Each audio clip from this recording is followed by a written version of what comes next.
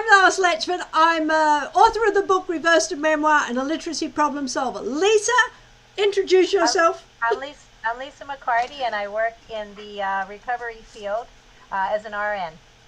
And today we welcome Vic Williams, a displaced South African. Can I say that? Well, yes, a relocated South African or detribalised South African, yeah.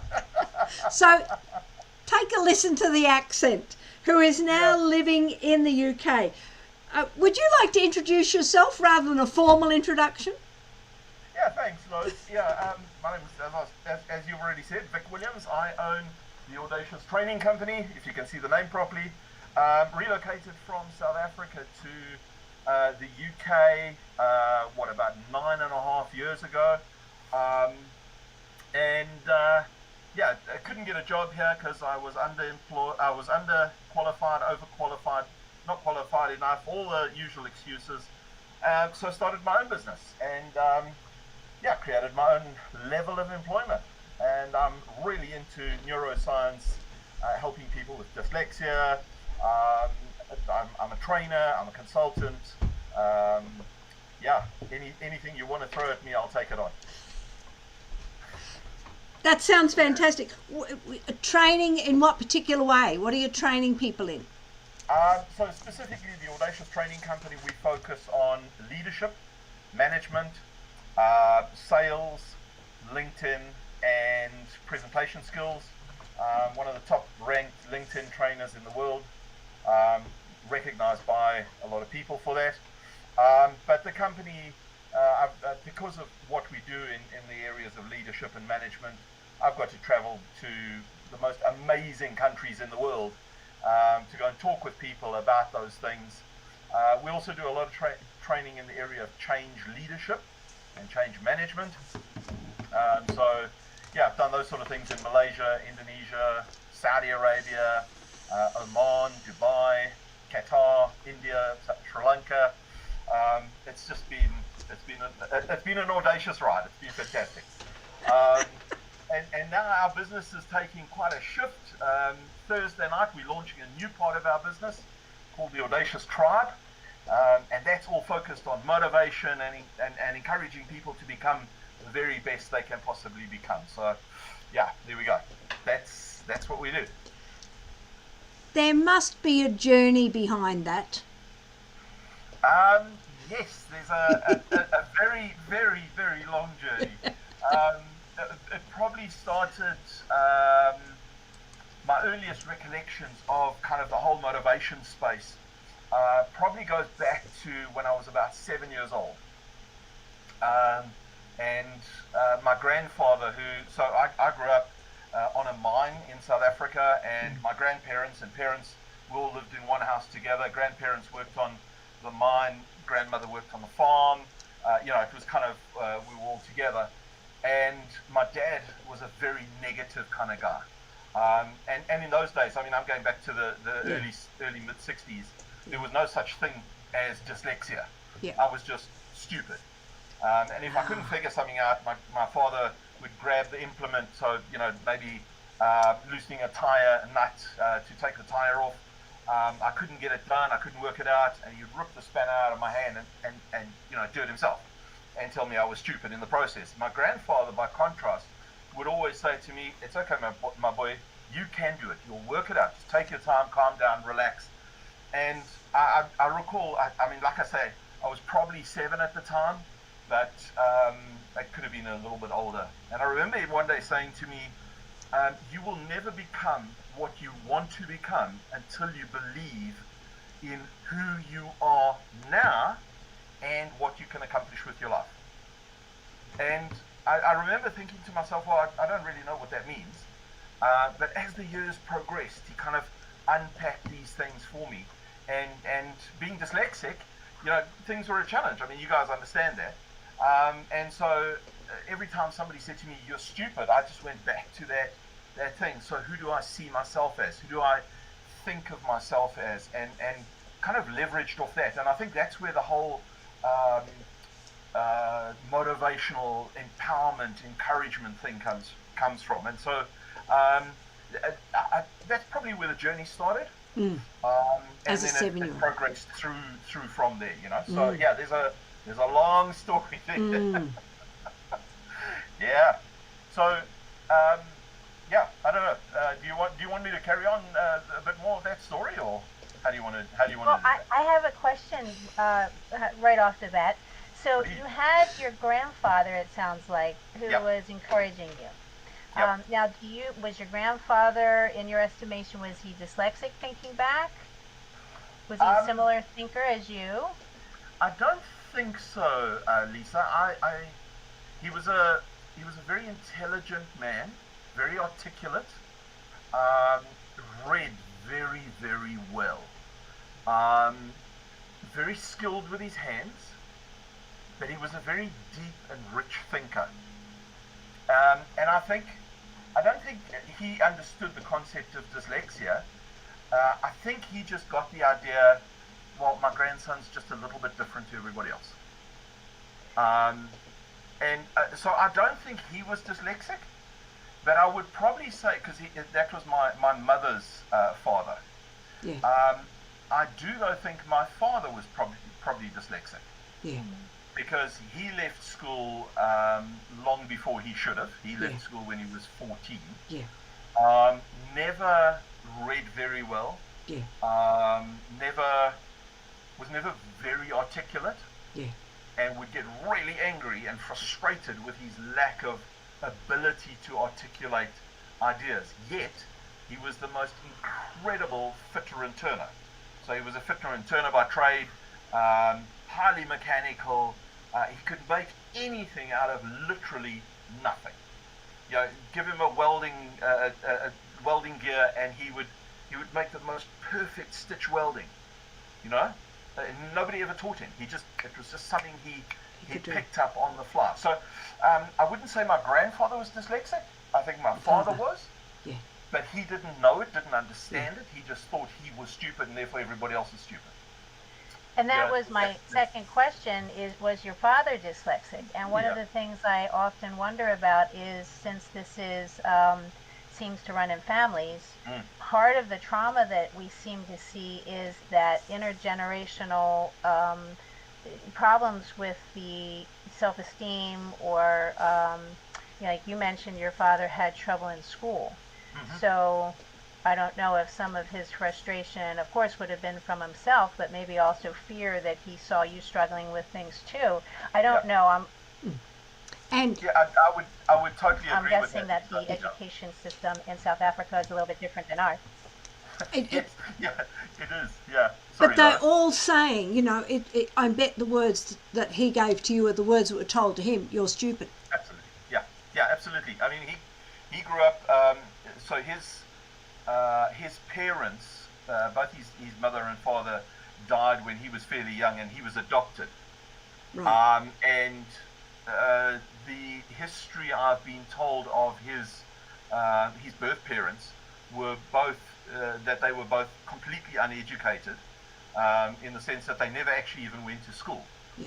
Whereas his adoptive parents, they forced everybody to go to school, but because he was the stupid one, quote unquote, he had to get everybody out of bed in the morning, had to feed them, had to get them off to school before he was allowed to go to school, because he wasn't clever enough to go to school in their estimation. Yeah. You know, so I do think there's an intergenerational thing. Yeah. I do think that it is a thing that is I don't really want to use the word genetic. Yeah. But I think there's a genesis to it. Yeah. There's a sort of a genesis story, if you want, through the whole process. Yes. But yeah, whether it is or not, I'm actually waiting for some research that was conducted by neuroscientists specifically in the area of dyslexia. I just finished a neuroscience course very recently. And the lady who's taking us through that, the doctor who's taking us through that course, she's getting all this information from me from the research that's been done about dyslexia and what neuroscience is starting to uncover. So I'm really looking forward to getting that kind of information and seeing how it pans out, because, oh man, that's kind of exciting stuff. That stuff is very exciting stuff. Yeah, absolutely. And as soon as I do get it, I'll pass it on to you guys if you want, you know? Absolutely. Of course, I'd of be course. interested in who's doing that research. Yeah. I believe it's been done in the States. And if I remember correctly, it is, I think it's been done in Illinois. Yeah, possible. I think. Yeah. But I do speak under correction. Yeah. Well, we look forward to getting it because, you know, what you're saying is, I think, fairly well documented, particularly with the Jews in the Holocaust. Yeah. You know, it's not an incident that happened with a certain group of people and it's gone. Yep. So, anyway, keep going. Keep telling us your story. Because I want to hear not only hear your story, but then hear about what you learned from the neuroscience. So that's the plan. Yes. Well, so I kind of figured fairly early on that school wasn't for me. I hated school, every minute of it, except when I was able to play sport. So rugby, what you guys call soccer or football, what we call it football,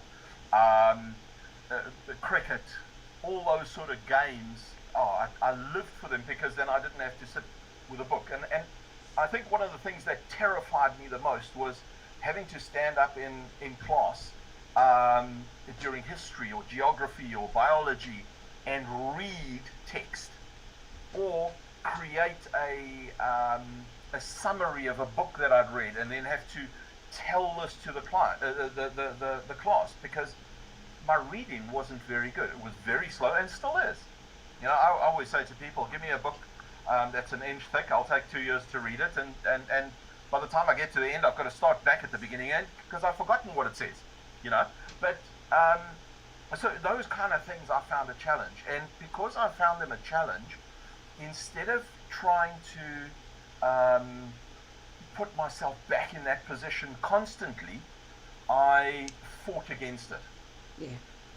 So I was hugely rebellious in class, and spent a lot of time doing what teachers call daydreaming, looking out the window, and my brain was in a totally different place. What I'm starting now to learn from some of the research I'm reading is that we should be allowing our kids to do that. You know, let them daydream, because that's when they have these hugely creative ideas, and that's where ideas like Tesla comes from. You know, those, hey, we can fly to the moon. That kind of thing comes from those environments where kids are allowed to let their minds escape from the confines of a rigid curriculum. You know, and so I think going through that kind of process, junior school, you know, growing up in South Africa, it was a very rigid society. We were a very insulated Afrikaner culture. You had the Afrikaners and the English people constantly at one another, and so it was a very regimented society. You did things like this, you had to do it like that. That was a real frustration, and I'm not kind of a regimented type of person. You know, I can't do shirts that are tucked in and ties and suits, and it just blows my mind. So just leave me alone. You know, let me put on my shorts and my flip flops, and I'm good to go. But kind of that, you know, you put in these boundaries, you put in this environment, and if you don't fit into that box where they're trying to plug you into, then you are stupid, or you're an outcast, or you're a failure. And so those are the kind of things that I learned very early on. I was never going to fit into the box that people wanted to put me in. I just wasn't. I didn't understand why. Yeah. And so I pretty early on in my life figured out that working for, like I saw my granddad work for 40 years and then get a gold watch from the company he'd worked for, and that was it. Thanks very much. Yeah, Len, here's your gold watch, now go off and we've had enough of you, kind of thing. And I kind of figured I could never work for a boss for 40 years for a gold watch. Yeah, it just wasn't my space. And so I started my first business when I was 13. I'd got a job as an usher in a movie house. If you kind of my generation, you'll understand that movie houses. We had ushers with torches, and you'd stand at the door of the movie house, and people would go and buy their ticket, and they would get 2 tickets or 3 tickets, depending on what price they paid. One ticket would get them entry into the place and could have a seat number in the movie house. The second ticket would give them their popcorn or sweets or whatever they wanted. And then the third one would give them their soft drink, whether it was Coca-Cola or Fanta or whatever the case may be. And so typically what would happen as an usher, you'd take their tickets, you'd have a look at the seat that they were sitting in, and then you'd walk them into the movie house, you take them to the seats and let them sit down.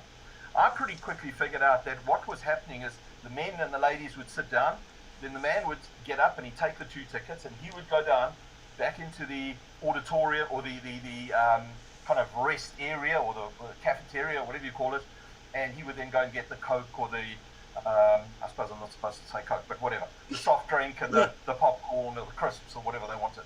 And then he would struggle his way back into, the stuff spilling all over the place and it's popcorn flying, and he'd kind of get there and, almost have claw fingers as he was trying to give it to her and she'd spill it on her. It was always a mess. The floors were a disaster.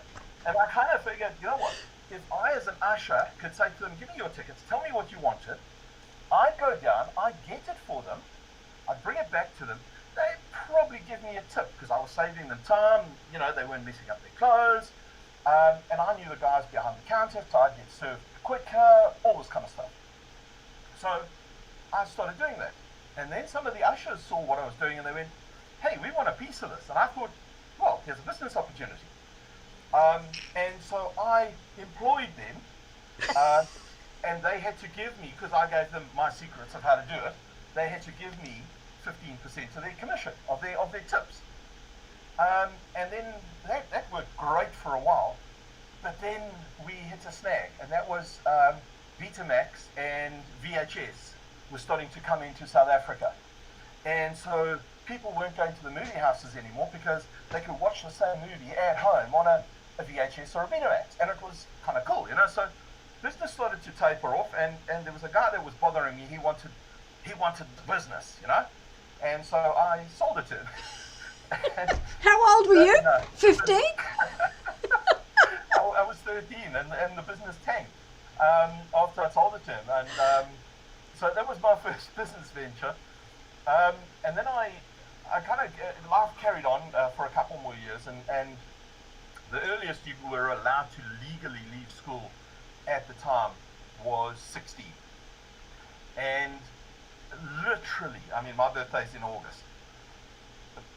Literally the day I turned 16, I said to my parents, end of this year, I'm out of here. Yeah. So school year in South Africa runs from January to December. Yeah. And so I was out of there in December. I went and I got a job. I spent most of my time sitting on the beach, let my hair grow, and the job was kind of cool. It was kind of only 3 hours a day, something like that. And then I had applied to go to the military because, at that time, we had conscription. Yeah. So all males had to go to the military for 2 years, the national service. And I'd applied to go to what was called permanent force. So you got a 5-year contract and you were in the permanent force. And I got accepted, and I went into the Air Force with the objective of becoming a pilot.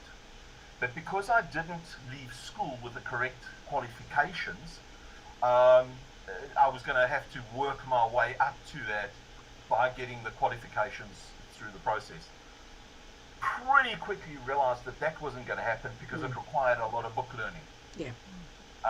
And reading technical manuals and doing math just wasn't going to fly for me. Still today, you give me 1 + 1 and I'll come up with any number you want. And that's using a calculator. So it's,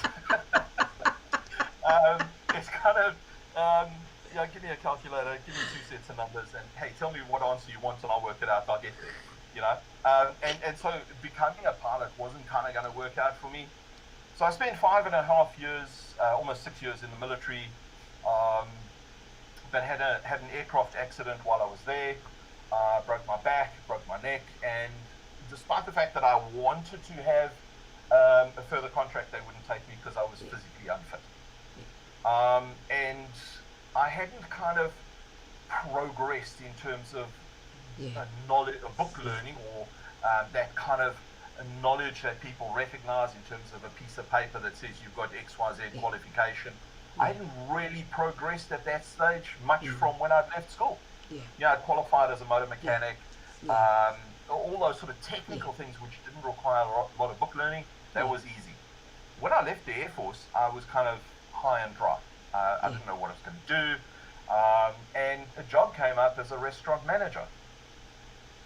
And so 3 months after leaving the Air Force, I went and got a job as a restaurant manager, which I loved, but the hours were horrendous.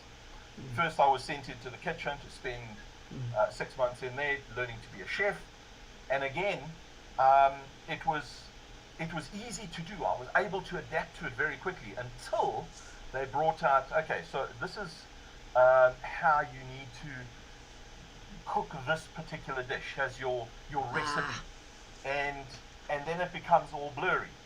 And so I became quite creative in the kitchen, listening to what the other chefs were talking about. And so I think one of the skills that I picked up in that environment was, rather than be able to read the thing, and this is probably a downfall of mine, is I don't like reading it because it takes too long. I'd rather listen to what other people are saying and retain that knowledge. And so I think I built up that skill of memory retention in terms of holding on to those ideas and attaching a specific scenario to something that was communicated. And so that's how the memories kind of, for me, have formulated. But the hours killed me. I mean, I was there for 3 years, working 6 days a week, starting at 7 in the morning, finishing at midnight, and it was killer. And then I decided to start another business, and that was go back into the automotive trade. And so subsequent to that, I've started 9 different businesses, of which some have been spectacular successes. Some have been mediocre successes, and one failed abysmally, a spectacular failure. But I think throughout all of those, there's a learning curve, you know, and you learn what you're good at and what you're not good at. And I think one of the major things that I've learned is trust people. You trust them, they normally will give you back what you've trusted them for. So, like I've said, numbers aren't a great skill, in spite of the fact that I now have an MBA with a major in economics. Well done. You go figure. Yeah, I'm still trying to figure out how they got me through that one. But anyway, economics doesn't really require you to add more than 1 + 1 anyway, so that's okay. As long as you understand the concepts, economics works. But accounting was never a strong suit. So I had to, and still do, I'll find an accountant. You know, sometimes there's that instant trust that you have. Okay, pal, if this is what you tell me I must do, that's what I'll do, because I trust you. And one of the things I've realized is that if you extend trust, normally you're going to get trust back. And so if you trust people to do that thing, normally they'll respond and give you what you've trusted them to do. It's a very rare occasion that you're going to get ripped off. But all we often hear is the rip-off stories. And so I think there's so many lessons that I've learned along the way of how to deal with my dyslexia and the dyslexia of other people. Because it's often a case that, and this is again something that I've discovered, that the majority of people who are dyslexic, particularly the older men, don't want people to know. Yes. Because there's a fear of rejection. There's a fear of I won't be perceived as being a man. People will look down at me. They'll think less of me. All those things that are constructed in our minds. And reality. Sorry? And reality. And reality, yeah, absolutely. There is that reality as well, and it's built up from back in school. Yes. You know, um, you're stupid. You got dyslexia. What's that? That's rubbish. You're just stupid. Go and sit in the corner. I mean, I can't remember how many times I was told to go and sit in the corner, because that's my only value, is sitting in the corner staring into that space, because there's other kids that need to grow and develop, and I'm not one of them. So go and sit in that corner, look into the corner, and that's your value. And if I think if I didn't have those words from my grandfather going back to those days, I probably would have ended up living in that space. And again, that's something that I'm finding so sad. So many people with such incredible talent, such incredible skills, such incredible ideas and abilities don't allow those things to come out, because for so long they've been put in that corner and just you sit there and do nothing because that's your value. And my passion, my real excitement in life is to see those people and draw that out of them. So come on, man. Yeah, come on this journey.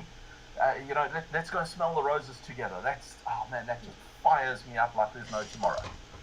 So yeah, pretty much that's kind of a bit of the story. There's a heck of a lot more to it. I'll put it in a book one day maybe. But yeah, so I've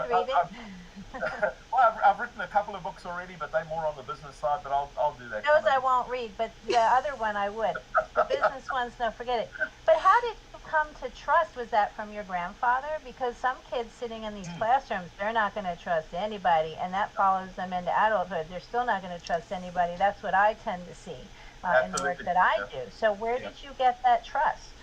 I think it was there was two environments that developed from. Firstly, my grandfather and grandmother. I loved them. They're just the most amazing people going. My grandmother had never worked a day in her life. She couldn't drive. She didn't know how to open or close a bank account, write a check, draw money out of an ATM, none of that sort of stuff, because my grandfather did all that, and she was quite happy with it. Yes. Yeah. But she was just such a loving, caring, giving person. And she had the skill of wanting to teach you the things that she was passionate about. So she loved baking, for example. So I learned from her how to bake bread in a stone oven, because that was her passion, and she loved teaching you. So I think the trust came from both my grandfather and my grandmother, in the sense that they would say, okay, I want you to do this. This is how you need to do it. Go and do it. And they exuded that trust. Yeah. And I think that's the first thing that allowed me to learn that skill of trust. Yeah. And the second thing is, when I was at school, the one person that whose class I really enjoyed attending was my history teacher. And I think that's grown my love of history. He was a really passionate man about history. And he was also our math teacher. And so he would use history to teach math. Yeah. Now, it didn't work for me, because I still don't understand numbers, but it made me go, hey, you know what, I can, the stuff this guy's telling me, I can believe. He made history alive. And just because of his passion and the way he taught it, it kind of raised that trust level. On the other side of the coin, it was my father and some of the other people, some of the other teachers in school, who kind of almost put a damp cloth on that. But I think the interaction with those people was strong enough that allowed that trust to rise. Now, I see the same as you're saying, Lisa. I see it so many times that people with dyslexia, especially males, but a lot of females, women, have got the same problem, where they don't trust anyone, because they've been given that put you down, you're not good enough kind of message the whole time. And so I think our jobs as people who recognize that is to slowly pull that out of them. I think inherent in every one of us is the desire to trust other people. Yeah. I think it's an inherent thing. Yeah. And I think if we teach people that skill by slowly drawing it out of them, we can help them to get back to that place of trust. Mm.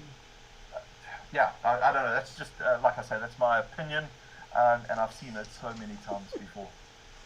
And you built businesses on it. I built businesses on it, yeah. I mean, my spectacular failure came from trusting somebody I shouldn't have. I trusted a guy within a company who was the purchasing manager, and at the time there was no computers, but he was running two invoice books, and so he was ripping the company off and he was ripping me off. Yeah. That caused a spectacular failure. But you know what? Because I think I keep looking back at my grandfather, and I go, yeah, I trusted him, he trusted me, I'm going to carry on trusting people. You know. Yeah.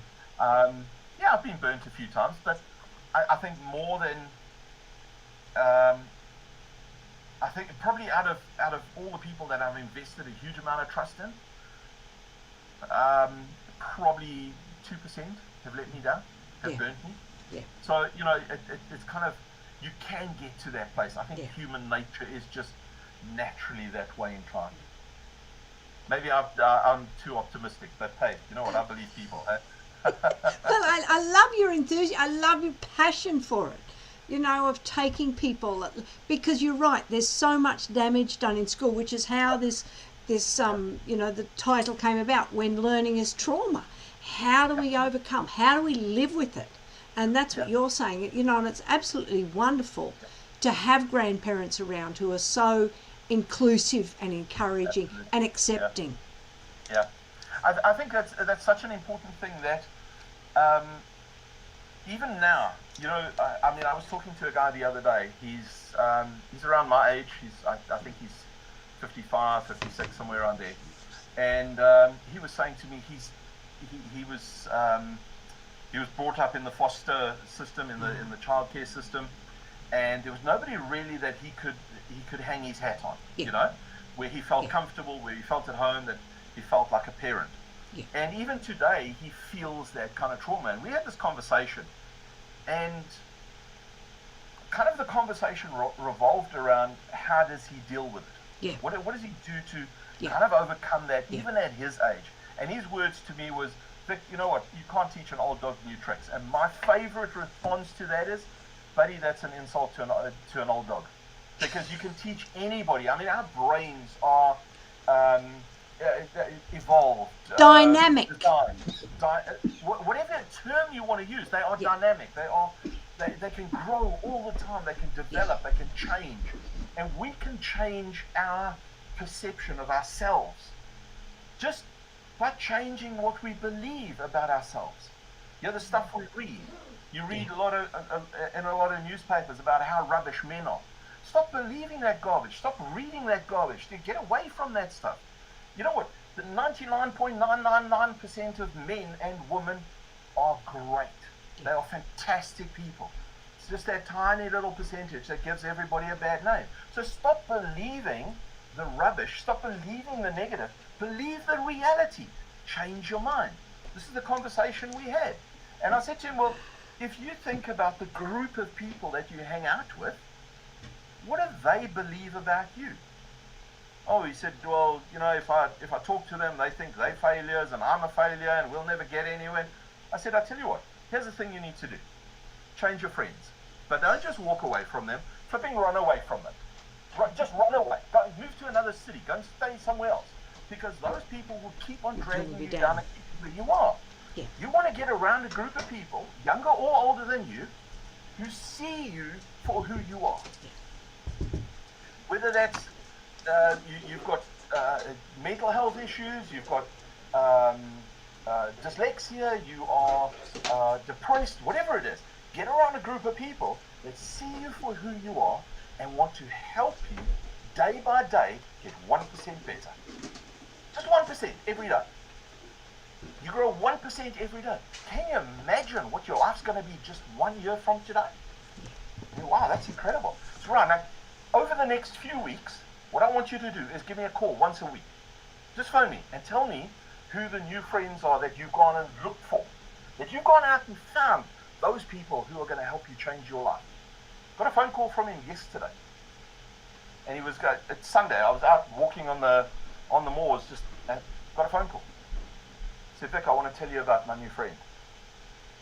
And I was so, man, I tell you what, I was just exploding all over the place, because here's a guy who's taken command of his own life.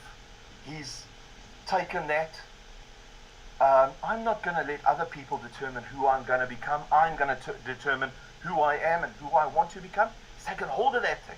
He's made it his own. He's living in that place. Now he's going to find those people. They're going to encourage him and help him to get there. Man, that just fires me up like you cannot believe.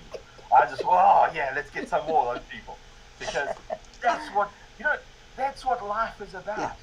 Life isn't about saying, oh, you're rubbish, you're stupid, you've got dyslexia. That's not what life's about. It's about telling people that they are great. They have got potential, they've got value. Yeah, I've got a quote laying here on my desk. Oscar Wilde said this: a cynic knows the price of everything, but the value of nothing. Yeah. And that's what we see so often from the news media, from all those people. They see the price of people, but they don't see the value in them.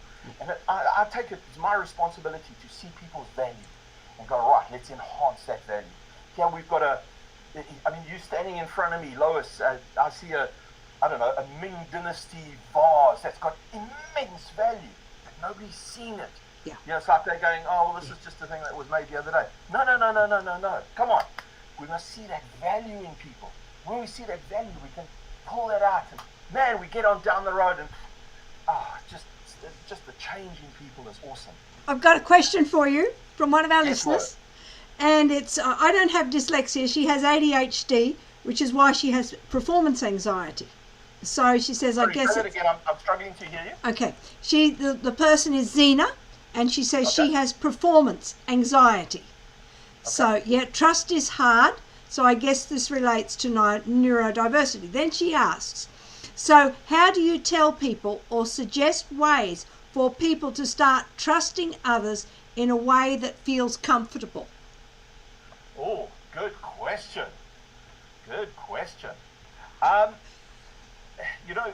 For me, I think trust has to start with you. You as an individual have to trust yourself. If you trust yourself, it's that much easier to trust other people. You can't, years ago, a friend of mine, a lady by the name of Ingrid Roberts, absolutely amazing lady, lives in South Africa. Ingrid said to me, Vic, you need to recognize this. There's two things you can do something about, two things you can do nothing about. The two things you can do something about is your actions and your attitudes. Yeah. The things you can do nothing about is other people's actions and other people's attitudes.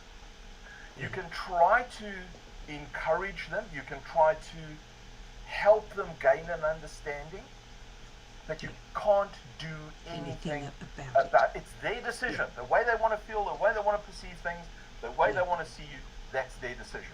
You can try to educate them, but you can't change them. What you can do is change yourself. And so if you have, you said it's Zena, okay? So Zena is struggling with performance anxiety, keeping up with people. Okay, stop it. Keep up with yourself. And one of the things that I found in sales is they put up this board on the wall and they go, right, every salesman, this is your target, or saleswoman, this is your target, bang. And we've got this chart. And if you're not at the top of the chart, you're rubbish, get out. Okay, and everybody's trying to push the chart. They're trying to get to the top. And they start to compete with each other. Yeah. Stop it. Stop it. The only person you should ever be competing with is yourself. Only compete with yourself. Only judge yourself by your own actions. Judge yourself by your own attitudes. If your actions aren't good, you're not going to get the right results. So change your actions, get the right results. If your attitude isn't good, you're not going to take the right actions. So change your attitude. How do you do that? Go back to the things that you're putting in. Our brains are like a computer. A computer will only give you out what you put into it. Okay? So you need to, in this thing between your ears, it's the most incredibly powerful, dynamic thing that has ever been seen in the universe. Okay? That is a fact, and a neurological fact. That, I mean, Yeah. we don't know probably 99.9% of the stuff that happens in here. We don't even know how it happens. It just happens. Okay? So put good stuff in. Read the books that build you up, that grow you, that develop you, that give you the answers to how good you possibly can be. Great book. I've got it sitting up there. How to Win Friends and Influence People. I mean, stuff that goes back to the 1900s. Yeah. It's just power to your soul, man. It's power to your brain. It's power to who you are. Read that kind of stuff. Change your view of yourself. So you change your view of yourself, you are going to be projecting to other people who you are. And then that will change their attitude towards you. So if you're struggling with how people perceive you, change how you perceive yourself. If you think of yourself as not good enough, that's how other people will see you. If you see yourself as dyslexic and therefore you're not able to, then other people will see you the same. But if you see yourself as dyslexic or neurodiverse or whatever terminology you want to put on that thing, and you say, okay, now I own this, I own it, it's mine. I am going to make myself something from that place. I'm going to develop the skills, I'm going to grow the ideas, I'm going to get the information in that is going to build me up. I will then be able to communicate to the world who I am. And it becomes almost like a blossom opening up to the sunshine. But if you're trying to compete, I've got to stick up with people, I've got to chase after this, I've got to be better than them, I've got to be as good as them. If you're thinking that all the time, that's where you're going to stay. And you'll never be as good as anybody else because you can't. Why? Because they're being the best they can be. And there's only one of them, there's not two of them, so you can't be one of them. So be the best you can be. Understand who you are. Own yourself. I'm dyslexic. Cool. Let me own it. Let me make it mine. Let me embrace it. How does that make me different? What does that give me that it doesn't give other people? How can I leverage off that? And how can I show the world who I am? Rather than let them determine who they think I am. Right. So hopefully that kind of answers that question. And give some solutions. Were you always this optimistic? or was there a period of time that you had to come through to get to that?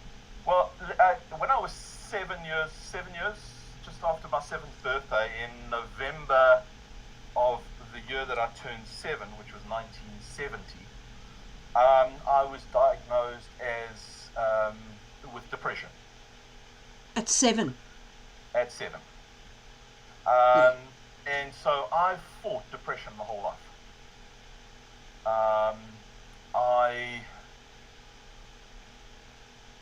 I call depression my black dog. Yeah. Yeah. And thank you. That thing rises every now and again. Yeah. And life becomes a challenge. Yeah. Just recently, over December, on how weird is this? Great Christmas present, Christmas Day, wake up, 6 o'clock, my phone buzzes, and I have a look at it, and it's the NHS in England, the National Health Service, telling me that the COVID test that I went for was positive.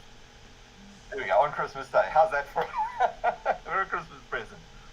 But what happened was, as I was laying in bed, I started thinking of all the bad that could potentially happen with it. And I very quickly spiraled down into that very dark tunnel. But over the years, I've developed mechanisms whereby I recognize where I'm at, and I'm able to say, hang on, wait, that's not who I am. This thing that I perceive myself to be, I think it's the same for most people that suffer with depression, but what happens is everything just cones in around you, and it becomes just this cone going downhill, and eventually it's so black in your mind that you can't see emotionally, mentally, physically, psychologically, you can't see anything past that blackness. Yeah. and I have always found a way of, when I get there, I've been able to recognize it and say, this far, no further. And then wind myself out. And the only way I've been able to wind myself out of that is being optimistic about the future. For many years, I've suffered with the issue of suicide. How many times I've been driving down the road and just think to myself, well, if you crash into the barrier, it's over. You don't have to worry about the debt that you have, or the issues. You had a fight with a wife this morning, or whatever the case may be. And just that relentless optimism in my mind that tomorrow will be better has allowed me to pull myself back out of that place. And so again, I think it's something that people can, we as humans have that innate quality that we can recognize where we're at, and we can pull ourselves back out. Yeah. I spent 8 hours laying in the African bush after breaking my back and my neck, waiting for somebody to come rescue me, and thinking about, well, I can't move my arms, I can't move my legs. I've got a pistol on my hip, but I don't know how I'm going to pull that thing out because I can't move my arm to get there. And I remember laying there thinking, is my leg under my left leg under my right leg, or is it just me thinking that? And I started to go down into that kind of dark hole. Well, the sun's going to go down just now. I can't defend myself. There's hyenas around. There's leopards around. Which one's going to eat me first? And just in the back of my mind, there was this thing that kept on saying, you were made for more than this. Yeah. You were made for more than this. Something's going to happen. You were made for more than this. And I think it's that, I don't know. It's just that, and I think it comes from my grandfather. Yeah. Implanting that seed in my head that one day, however long it takes, one day you'll impact enough people's lives that it will change them for the better. Yeah. And I think laying there, I mean, our aircraft was shot down at 7 o'clock in the morning.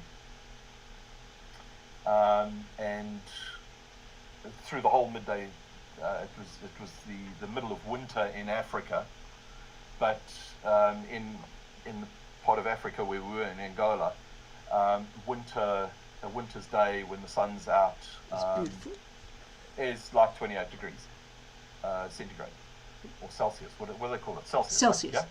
Yeah? So it's quite hot, and it's and I'm laying there and I'm thinking, there's more to life than this. Something's going to happen, and just that.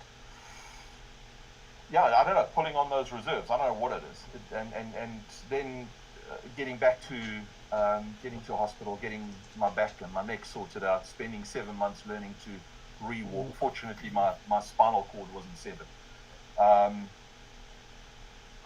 Learning to re-walk, rehabilitation, all those things. Just every time it didn't work, it was that optimism that, tomorrow will be better. Tomorrow I'll conquer this thing. Tomorrow...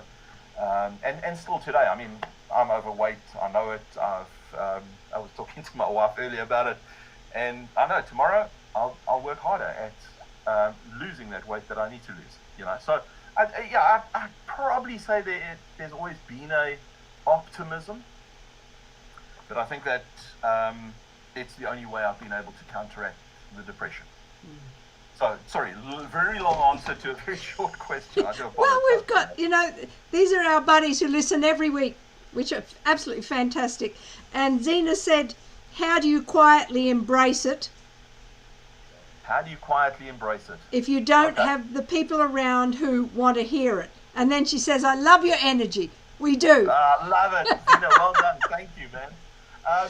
So, this is what I say to people. If you can't find the people around you where you live, hey, give me a phone call. I'll encourage you. I'll motivate you. I'll talk to you once a week when you need that pick-me-up. I'll be the person that will stand around you and help you to embrace that thing. And that's kind of the reason why we're starting what we call the Audacious Tribe. is to be those arms that wrap around people and be that place where people can get encouraged and empowered. But you know what? There are always people, if you just look hard enough, there are always people around you that are willing to build you up and pick you up and encourage you. You know, it might be the guy down at the corner store who is he's just the guy at the corner store. But as you start to talk to him, you discover he's got that kind of energy that wants to lift people up. Hey, go to the corner store every day, you know?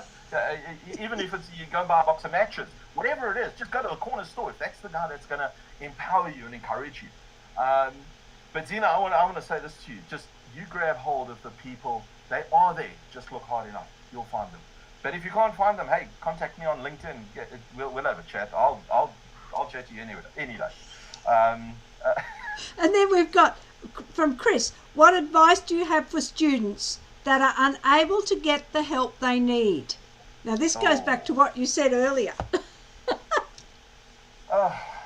You know, one of the things that is fairly disheartening is the lack of support within the education system. Yes. And it's not a willful lack of support. It's a lack of understanding of what support is really needed. Yep. You know, there's a lot of don't get me wrong. There's a lot of people in the education system that are passionate about education, that are really want to see kids come through the school system and become something that changes the world. There are so many teachers, educators like that in the school system. But they are restricted by the curriculums that are set before them, and they've got to stay within those boundaries.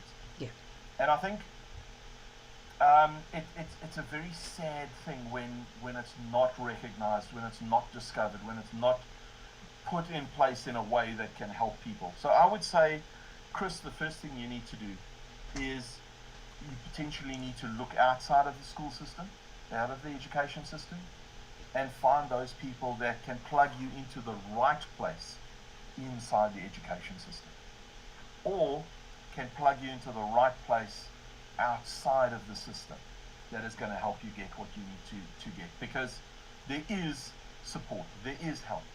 It's just a case of finding it. And you know what, just looking at your story, Lois and Lisa, from what you've been saying about your sons and your husband, you guys have been relentless in your pursuit of finding support, and if you can't find it, create it.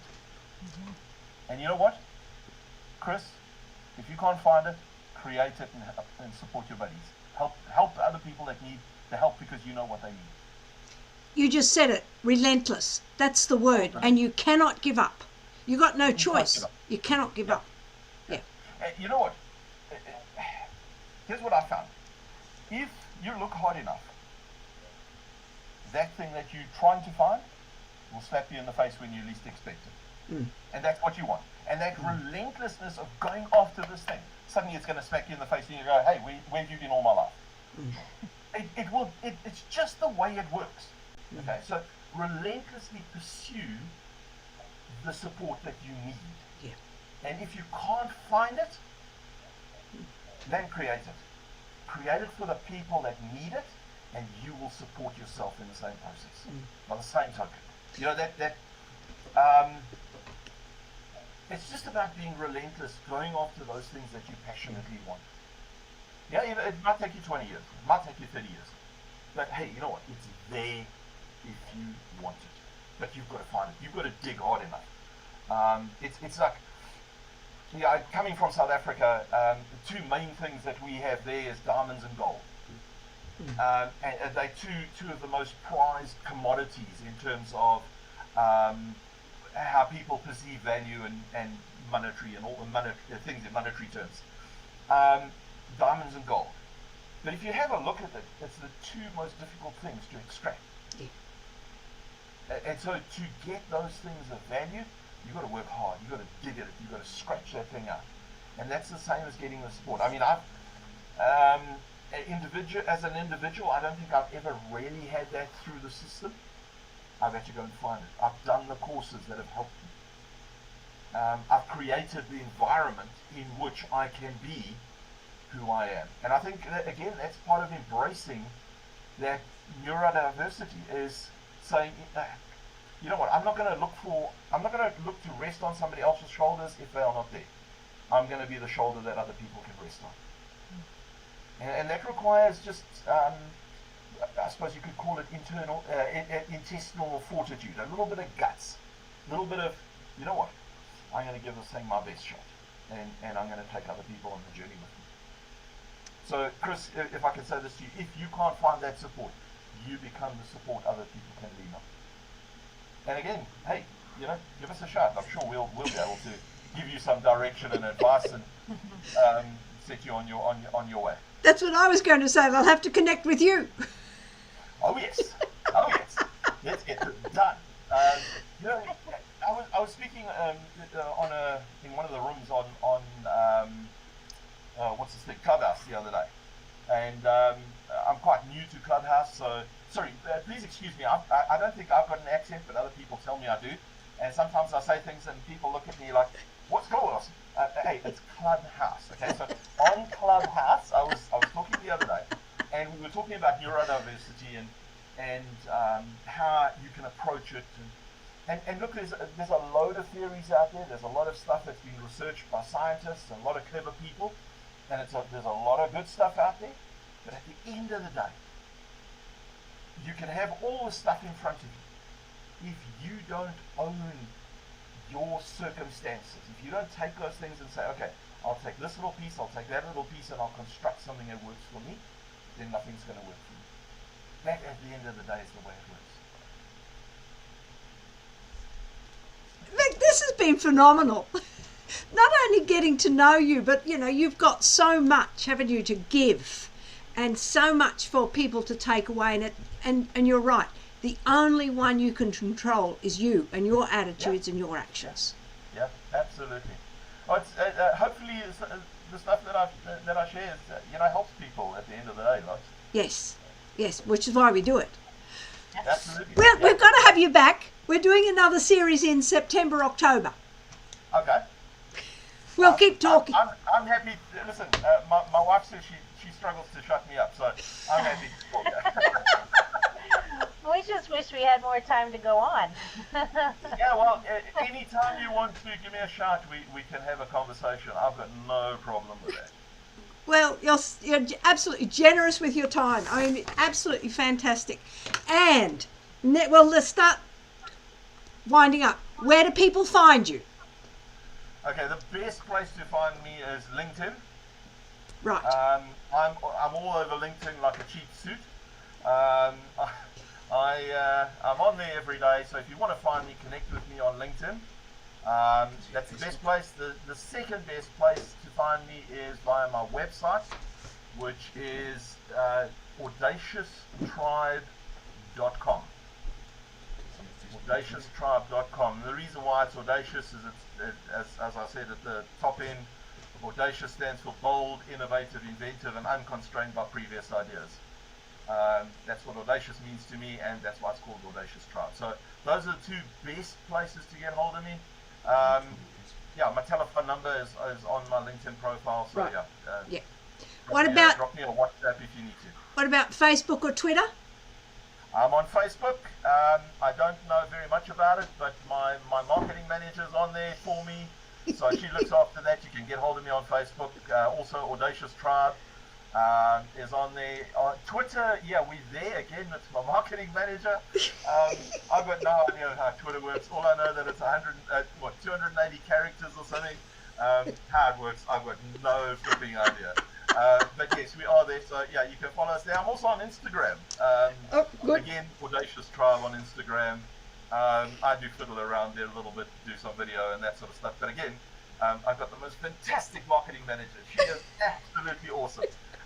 Love her too, but Kirsten, she does a whole lot of stuff for me. And any of those places, poke me a message. That's great. On WhatsApp, as I said, my mobile number is, or my cell phone number, I think is on my LinkedIn profile. Give me a shout. Hey, happy days. Also, my email address is on there too. Perfect. So that's probably the best ways to get hold of me. Perfect. what's important? What's the next? Well, next week we've actually got a change of time because we're talking to Dr. Neil Alexander Pass from London at 8, not 9. Yes, he spoke to us last year, and so he comes again because he's phenomenal. I've got to sit back. I'm being told what to do. Not allowed to move. And I move too much and then I get in trouble. So, thank you for listening. Thank you for joining us today. Lisa, where do we find you? Well, Facebook, and I am on LinkedIn, finally. I am on there. I don't really know how to use it, but I will figure it out. And then, of course, on YouTube with Lois on Monday afternoons. And when you get bored, you do one on when you're driving. Oh, right. Except I don't know if I should do that anymore because I don't want to get fined. So I'll have to pull over in a parking lot and say thoughts while parked instead of thoughts while driving. Oh, that's lovely. I must say thank you to you guys for inviting me along. It's been absolutely brilliant sharing with you. Absolutely loved it. Yeah, it was very nice meeting you. Very nice talking to you. Yeah. I got so much from that. I really did. Awesome. Love it. We've got so much. Okay, we'll be back in August, September. Where can they reach me? You'll find me at loisletchford.com, on Twitter, on Facebook, and on LinkedIn. It all takes a lot of work, but it's fun. And subscribe, and hit the bell. So my son keeps telling me, this is what I've got to do. Get the notification bell if you want to find out more and get updated. Thank you. I've got to write it on here then. Okay, we'll talk to you again soon. Thank you for Chris and for Isaac for all their support. Without them, this would not happen. Brilliant.